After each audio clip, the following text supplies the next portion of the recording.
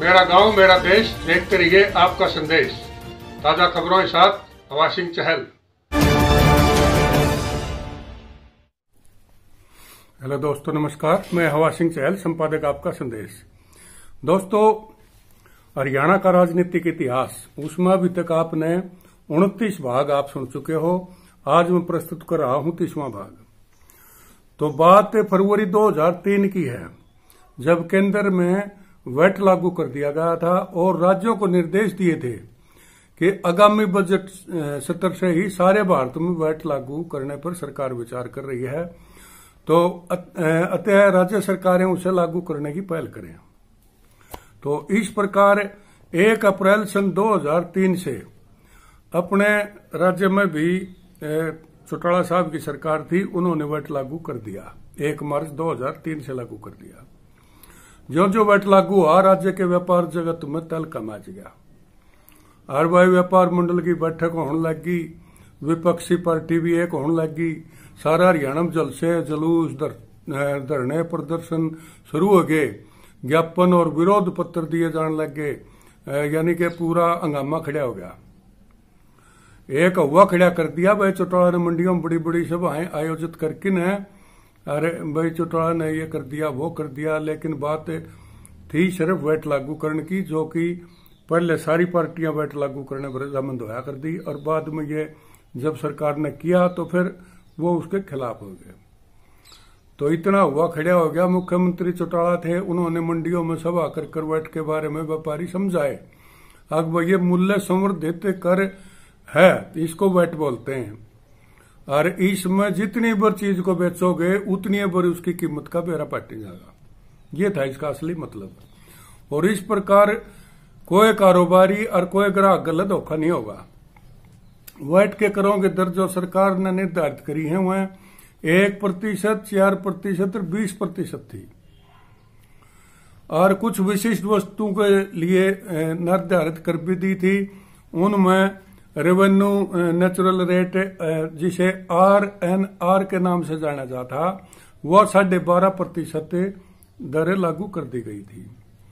तो उसमें कई चीज रख दी थी, सोना चांदी जो घनी महंगी चीज है उन पर सिर्फ 1% रख दिया था।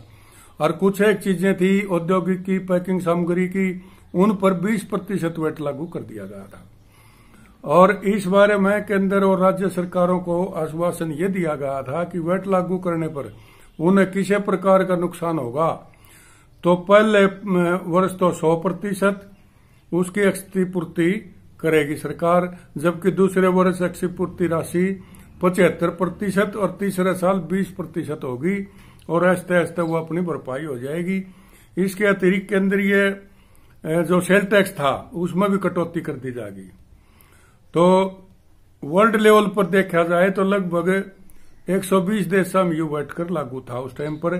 हरियाणा सरकार ने 2003 के शैक्षणिक सत्र में राज्य से पहली सरकार, जो को है ना आजकल कंप्यूटर को नहीं हार दे, 2003 में ओम प्रकाश चौटाला ने पहली कक्षा से तो अंग्रेजी और 6वीं तक कंप्यूटर शिक्षा लागू कर दी थी। 2003 में लागू हो गया था और ये चौटाला साहब में हुआ था। 1037 स्कूल अपग्रेड कर दिए गए थे। और वही सिरसा में एक CDLU, जिसे चौधरी देवलाल के नाम से एक यूनिवर्सिटी स्थापित कर दी थी। और जिन खिलाड़ियों को ओलंपिक में जिनने भाग लिया और उन्हें नौकरी नहीं मिली, उन्हें 2000 रुपये मासिक पेंशन दी थी प्रोत्साहन राशि रूप में। और वह अच्छे खिलाड़ियां थी, नौकरी में आरक्षण की सुविधा दे दी थी जो मेरिट बेस पे थे। और उसी साल देवी रक्षक योजना एक लागू करी थी, जिसमें घर का कमाऊ सदस्य अगर उसकी किसी कारण से दुर्घटना में या आकस्मिक मृत्यु हो जाए तो उसके परिवार को 1 लाख रुपए की सहायता दी जा सके, या जब घना अपंग हो जा तो भी उसको 1 लाख रुपये मुआवजा मिल जाए, यह उसने कर दी थी। और अनुसूचित जाति और अनुसूचित जनजाति यानी SC ST की लड़कियों के विवाह पर कन्यादान के रूप में 5100 रुपए की वित्तीय सहायता देने की भी योजना शुरू कर दी गई थी। और उन जातियों के मेधावी छात्रों को 10वीं के बाद कॉलेजों में और यूनिवर्सिटी में जो शिक्षा ग्रहण करे हैं, और भाई जो हॉस्टलों में रह रहे थे उनको 700 रुपये प्रति माह छात्रवृत्ति देने की घोषणा कर दी। और 2000 रुपये किताबा खर्चा 1500 रुपये लेखन सामग्री वगैरह के वो न्यारे दे दिए। और वह 2003 के शुरू साल तक एससी कैटेगरी के नौजवानों को रोजगार के लिए 71 करोड़ और 41 लाख रुपये के लोन दिए गए।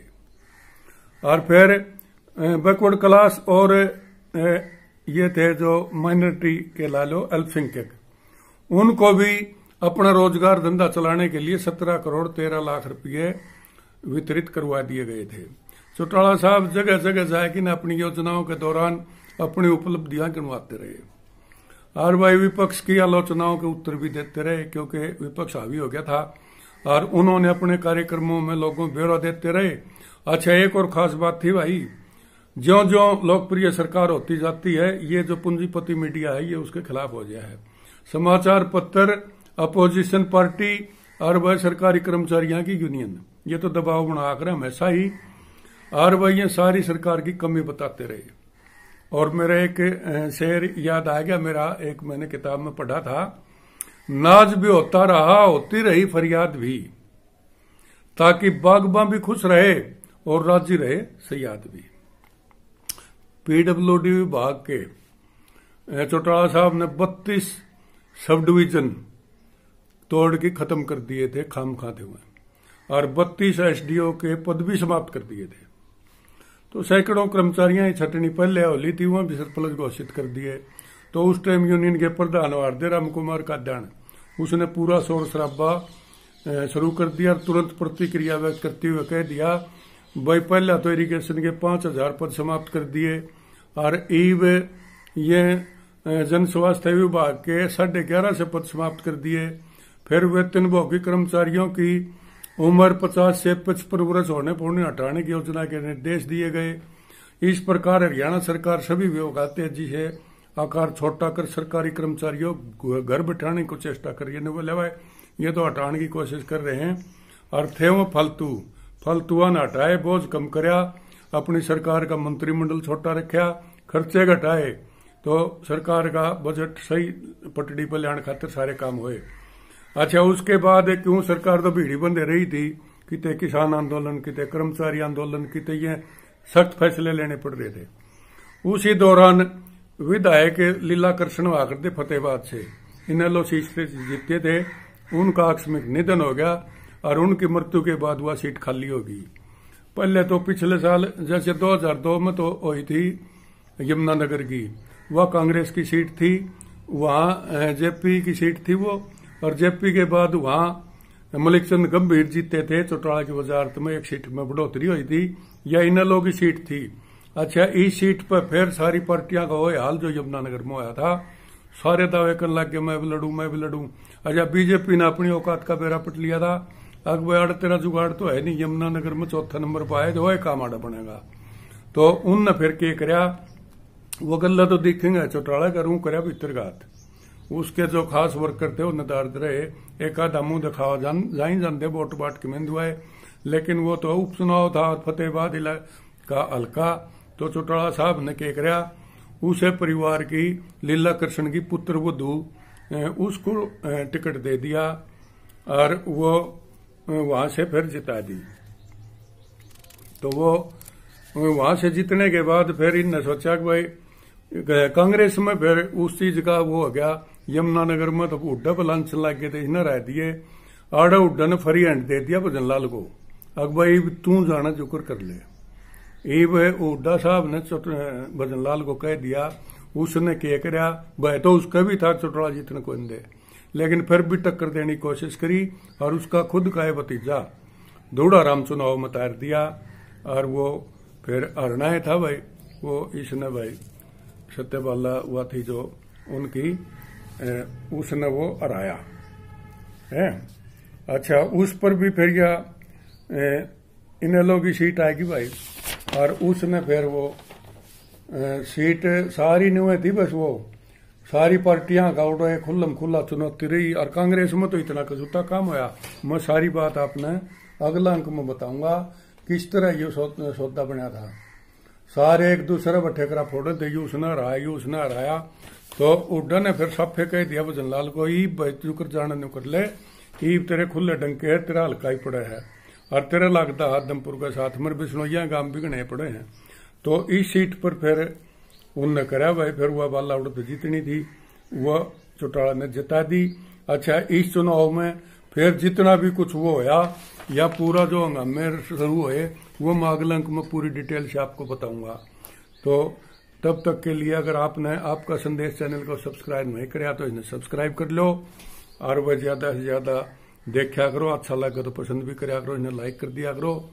और बाकी पूरी डिटेल में अगला अंक में और बताऊंगा, बड़ी दिलचस्प बातें आपको बताऊंगा। 31वें भाग का इंतजार करो।